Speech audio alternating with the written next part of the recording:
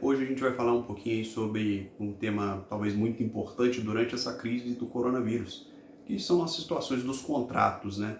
Eu vou simplesmente poder deixar de pagar os contratos ou poder simplesmente deixar de pagar aluguel, ter algum contrato aí com a festa e vou parar de pagar? Como é que vai funcionar isso, né? Vamos trazer um pouquinho de algumas dicas, né, de como a gente vai lidar nesse momento com essa situação, né? Primeiro ponto é a gente diferenciar, né? Como é que está sendo afetado esses contratos, né? E os contratos eles vão ser afetados aí de três formas diferentes na visão do direito, né? A primeira vai ser os contratos que vão ser afetados aí pela força maior, né? Que vai ser a impossibilidade de cumprir o contrato, né? Aquele contrato ele vai ficar impossível de ser cumprido, né? A gente vai pegar exemplos de academias, eventos esportivos, aonde ele passa a ser proibido, né, de funcionar, e é o fato do príncipe, né? Então um decreto, né, o fato do príncipe seria um decreto ou uma lei que proíbe aquele funcionamento, né? Então assim, o próprio Estado está proibindo aquele funcionamento, então você vai ter aí o fato do príncipe que vai ser considerado a força maior, né? Então aquele contrato ele vai ter impedido pela força maior. Mas outros contratos que a gente vai ter aí, não vai poder ser cumprido, mas não pela força maior, né? O exemplo aí, a gente vai dar, outros contratos vão ser atingidos aí pela onerosidade excessiva, né? Então você tem um contrato, por exemplo, com a empresa onde você trabalhava com álcool em gel, e o álcool em gel ele teve uma elevação muito alta. Então antes você tinha um contrato equilibrado, que o álcool em gel era R$ 8, eu fiz aquele contrato baseado nesse valor e encaminhei para aquela empresa que me contratou para prestar aquele serviço onde eu utilizava aquele álcool em gel de R$ 8. Quando eu dei o meu preço, eu dei o preço baseado no álcool de R$ 8. O álcool aí, em alguns locais, chegou a quase 30, R$ 50, dependendo aí. Então, assim, houve um desequilíbrio daquele contrato por causa de um fato externo ao contrato, né, gerando uma onerosidade excessiva. Aquele contrato que ele era equilibrado, ele se tornou desequilibrado, né, excessivo demais para alguma das partes. Então aí ele tornou-se desequilibrado, né? E o outro ponto, né, o outro contrato, a outra situação que vai impactar nos contratos e vai ser um impacto indireto também, vai ser uma situação onde vai existir aí um impacto financeiro em uma das partes, então de forma externa ao contrato. Você pega alguém aí que, devido à pandemia, teve a redução de salário, suspensão de, de, de salário, né? Então teve uma suspensão do contrato de trabalho, né? Então assim, está recebendo menos, ou não está recebendo, ou foi até demitido pela grave crise aí do coronavírus. E essa pessoa, o contrato, ele vai ter aquela dificuldade de cumprir com as suas obrigações. Então, são as três situações que a gente tem aí dentro do direito. E primeiro a gente vai ter que ver aonde que esse contrato vai se enquadrar, né? Então vai variar muito de acordo com cada caso. Um outro ponto, né? Então a gente tem que entender que o coronavírus em si, ele é um ato imprevisível e inevitável. Então ele está enquadrado dentro da força maior, mas não quer dizer que todos os contratos vão estar enquadrados nessa questão da força maior, conforme eu falei anteriormente, né? Então é só a gente fazer essa diferenciação. Aqui basicamente a gente vai falar, né, dos contratos que levam relações de consumo, né, então que se aplica o Código de Defesa do Consumidor, os contratos locatícios, né, então aí você tem a legislação imobiliária, e você tem aí também, apesar de ser um contrato de consumo, que são as questões das festividades e eventos culturais, que vão tratar de forma diferente pelo fato de ter uma medida provisória, né, a medida MP 948, que vai tratar sobre isso, né. Primeiro ponto, né? Então a gente tem que levar em consideração aí, nós temos aí dentro desse momento de pandemia já foram lançadas diversos regulamentações aí do PROCON, né? Foram na verdade recomendações do PROCON, né? Que é vinculado ao Ministério Público, né? Ele fez várias recomendações, né? E na maioria dessas recomendações ele fala, né? Na maioria das vezes ele fala, né? No primeiro ponto de tentar manutenção dos contratos, né? E com isso fazer uma redução dos valores, né? Então fazer uma renegociação, né? Então, primeiro ponto, o ideal é a renegociação dos contratos para você evitar que se tenha aí a quebra, né? O ideal é se manter o contrato, né? E num segundo momento, se não houver como realizar essa renovação desse contrato, né? Você voltar o contrato, né, a um equilíbrio, você vai tentar a suspensão do contrato e, como o Código de Defesa do Consumidor ele é uma legislação protetiva ao consumidor, né? O ideal é que se suspenda o contrato sem nenhum ônus para o consumidor, né? Então essas são a maioria das recomendações do Procon. Uma delas aí fala da redução de próximo a 30% no valor aí das instituições de ensino, né? Nas mensalidades de instituições de ensino. E você tem um outro momento também, onde você, de forma totalmente divergente das recomendações do Procon, você tem uma recomendação da Secretaria Nacional do Consumidor, né, que é a SENAC, que é vinculada ao Ministério da Justiça, onde ele fala que não deveria haver nenhum tipo de desconto, né? Só que essa recomendação do SENAC ela é bem anterior a essa recomendação do Procon de Minas. Então, se o Procon de Minas recomenda que haja uma redução, porque houve uma redução em alguns momentos aí, houve a redução de luz, redução de água, redução de transporte, né? Então se tem a possibilidade também do empregador aí, né, das instituições de ensino fazer uma suspensão do contrato, uma redução do contrato, né? Então assim, tem medidas que eles podem tomar reduzindo aí o valor que eles têm de despesa. Então eles poderiam renegociar com o consumidor, né, a quem eles prestam esse serviço, a possibilidade deles reduzir esse valor, né, o valor das mensalidades. Existe também uma recomendação, né, você tem também uma recomendação do Procon, né, de Minas, no intuito também de tentar manter os contratos até mesmo de vans, né. Então, assim, ele dá a opção, né, dos proprietários, né, que prestam esse serviço de transporte por vans escolar, né, dele enviar em 10 dias aí, enviar a quem ele presta esse serviço uma proposta, né, de renegociação e assim depois oferecer um desconto, né? Então assim, tem que analisar cada caso, né? Então você tem que ver realmente aí que se houve realmente aí dentro desse contrato uma possibilidade de se renegociar ele, se há uma possibilidade de reduzir os valores, né? Então o ideal é a manutenção dos contratos, né? Não havendo a possibilidade, né? O Código de Defesa do Consumidor ele vai em favor do consumidor e a suspensão ela é totalmente possível, né? Totalmente viável, mas nesse momento o intuito realmente é tentar minimizar as perdas, né? É um momento de grave crise, onde as perdas vão ser para todos, né? Todo mundo vai ter alguma perda salarial, uma perda econômica. Então, o ideal é que com a conciliação, com a possibilidade de se manter os contratos, de se reduzir os valores, né? As perdas sejam para todos minimizadas, né? Então, a questão contratual seria basicamente isso, né?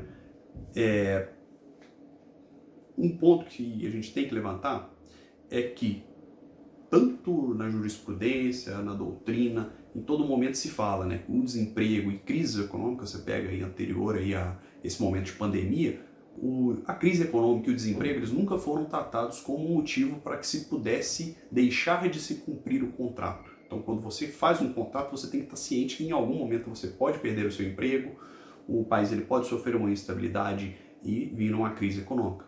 A gente não sabe como é que vai ser tratado pelo judiciário nesse momento dessa crise, porque é uma crise sem precedentes que atinge todos os países. Então, assim, a gente não sabe como o judiciário vai entender se realmente esse momento aí de perda de emprego, de redução salarial, se ele realmente vai ser uma força maior e vai poder ensejar aí o rompimento, né, desses contratos que estão além, né, que não está sendo afetado diretamente, mas de forma indireta, né, alguém que perdeu o emprego e não vai conseguir pagar o aluguel, né, como que vai ser tratado isso? Ele vai poder simplesmente suspender aquele contrato imobiliário, né, e deixar, né, de cumprir aquela obrigação sem nenhum ônus, né, sem uma multa.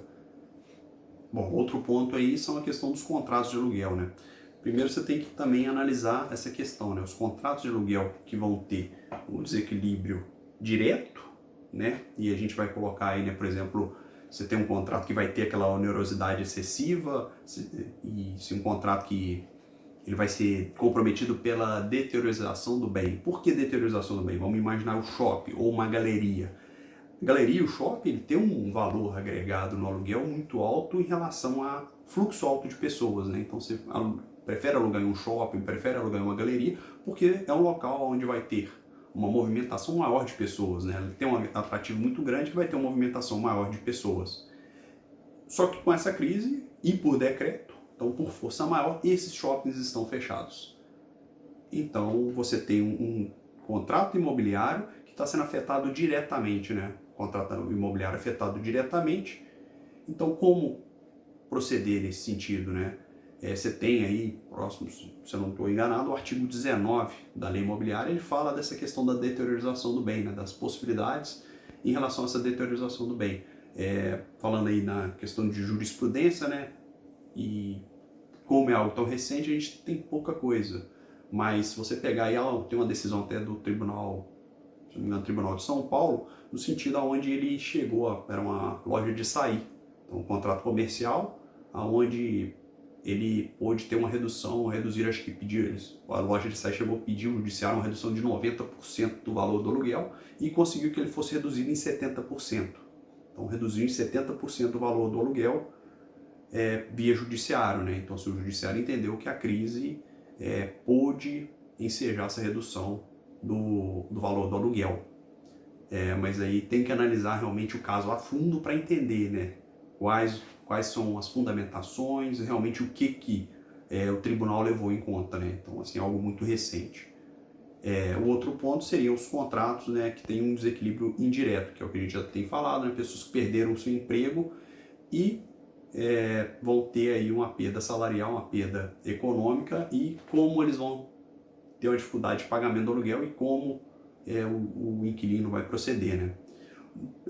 Como a gente tem falado o tempo todo, o ideal é a renegociação o tempo todo. Então, assim, o ideal realmente, vai ficar difícil para eu começar, para eu conseguir pagar o aluguel, eu vou fazer uma notificação extrajudicial, então eu vou escrever uma notificação e notificar o meu locador, né, que eu vou ter dificuldade de cumprir aquela obrigação imobiliária, né, e tentar aí uma medida para mitigar isso, né. Falou, perdi meu emprego, ou minha esposa perdeu o emprego, a loja está fechada, e as minhas condições financeiras estão caindo nesse primeiro momento, então vamos renegociar esse contrato, né. A minha proposta é tal, eu consigo pagar tanto, e vamos tentar aí renegociar essa questão.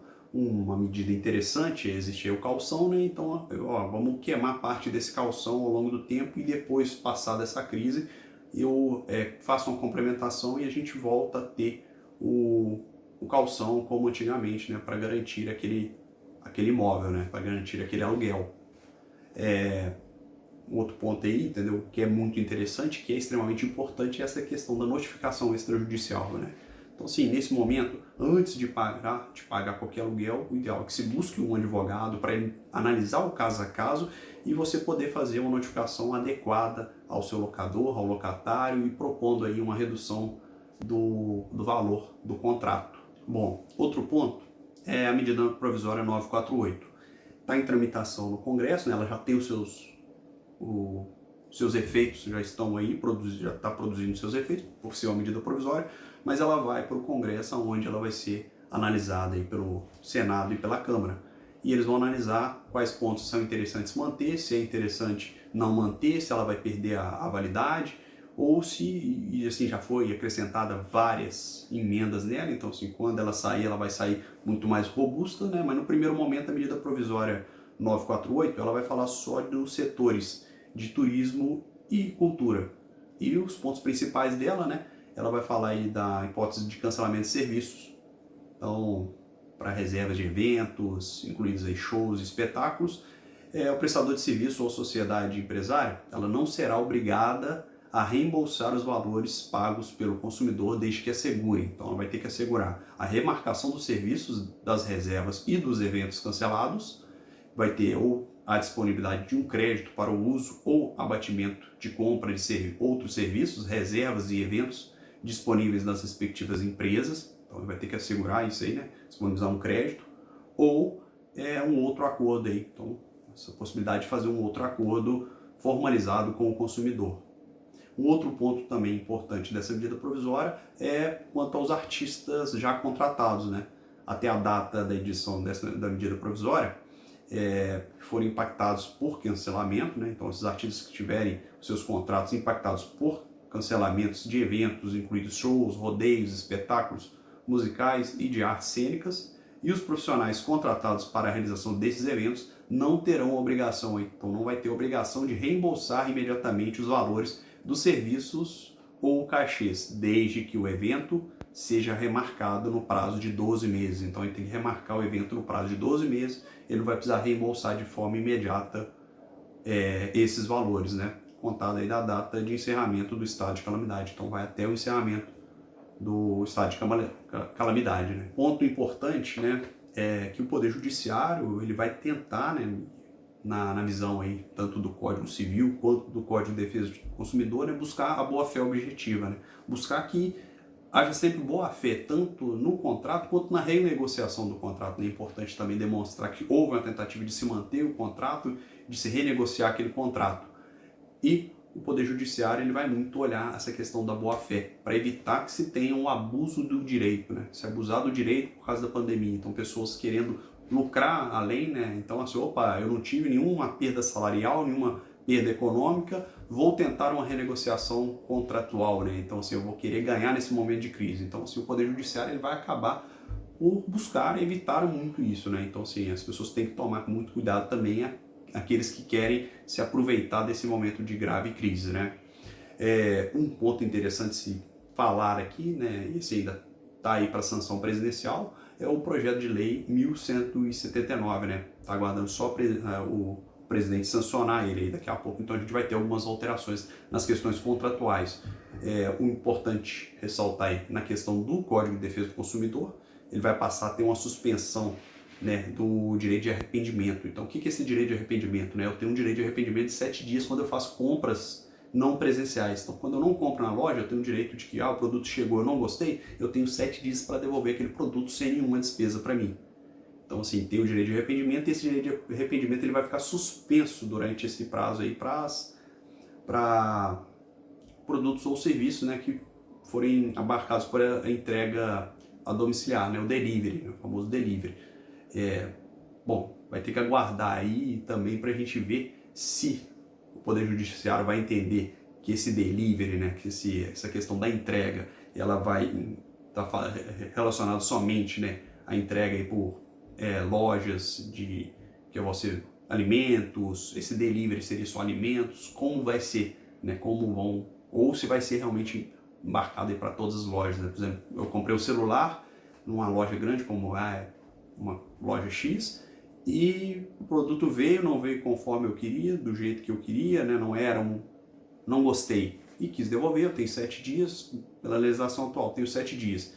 Será que esses também serão afetados, né? Então, a gente vai ter que esperar um pouquinho a sanção presidencial vir para a gente entender melhor esse projeto de lei, né? Mas um outro ponto, né, que esse projeto de lei traz na questão locatícia, né, no contrato locatício, é que ele vai não deixar que o judiciário conceda liminares, dando aí a desocupação do imóvel. Então, ele vai fixar do dia 20 de março, né? Então, qualquer ação que tenha sido proposta do dia 20 de março até 31 de dezembro, o juiz ele não vai dar de forma liminar a desocupação do imóvel, né? Ele vai garantir que aquela pessoa fique no imóvel. Então, mesmo atrasando aluguéis, então a pessoa vai ser garantida naquele imóvel. Tanto que continua sendo a importância da renegociação dos valores imobiliários, né? Para se manter o contrato, um contrato que ambas as partes consigam manter um ganho, né? Ninguém perca demais nesse momento, né? E um outro ponto, né, é que vai haver também nessa questão dos contratos locatícios é a suspensão total ou parcial dos aluguéis residenciais para aqueles aí que tiverem uma alteração econômica financeira, né? Então, perdeu o emprego, a pessoa teve uma loja fechada, não está conseguindo ter, e isso aí só pelo projeto de lei está aí somente para os imóveis residenciais, que a pessoa teve uma perda significativa salarial, ela vai conseguir suspender, né, total ou parcial, né, o pagamento do aluguel, né? Vai ter que esperar ainda, né? Tem que se esperar a sanção desse projeto de lei, e quando sancionar a gente vai trazer de forma mais clara para vocês os impactos dele na vida de cada um, né? É o que a gente queria passar, né? Então, dentro dos contratos é basicamente isso, né? A tentativa a todo momento de se renegociar os contratos nesse momento. Quem está tendo dificuldade de cumprir ele, faz uma notificação, independente se é contrato locatício, se é um contrato de Código de Defesa do Consumidor, você tem a possibilidade de você tentar renegociar ele, encaminha a todos as pessoas que você tem o contrato, você busca uma forma de diálogo com ela para renegociar aquele contrato, né? Então essa é a nossa ideia, né? E o ideal é que a todo momento a pessoa busque um advogado para orientar melhor, né? Vou fazer a notificação de que forma, né? Então assim, o ideal é que se busque, né, alguém que vá orientar da melhor forma possível a pessoa de como fazer esse contrato, né? Essa renegociação do contrato, né?